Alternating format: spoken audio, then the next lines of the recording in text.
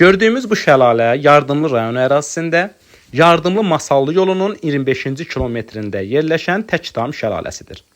Şəlalənin təxminən hündürlüyü 34 metrdir və şəlalənin töküldüyü zirvənin hündürlüyü isə dəniz səviyyəsindən təxminən 1500 metr hündürlükdə yerləşir.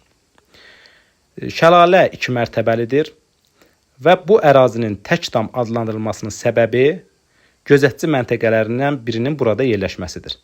Ətraf ərazilərdə yeganə tək gözətçi məntəqəsi bura olduğu üçün bu ərazi Təkdam ərazisi kimi adlandırılmışdır.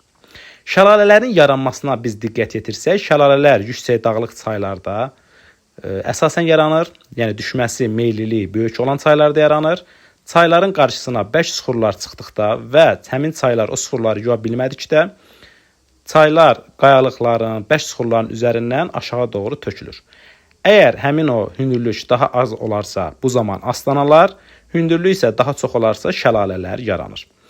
Dünyada da şəlalələr çoxdur. Bunlardan ən hündürü Cənubi Amerikada Orinoco çayının Çurun qolu üzərində yerləşən Anhel şəlaləsidir. Bununla yanaşı Parana çayı üzərində İguasu şəlaləsi, Niagara çayı üzərində Niagara şəlaləsi, Kongo çayı üzərində Stanley, Livingstone, Visman şəlaləsi, Zambezi çayı üzərində Viktoriya şəlaləsi dünyanın ən nəhəng şəlalələridir. Həmçinin Azərbaycanda Afurca, Mucuq kimi şəlalələr mövcuddur.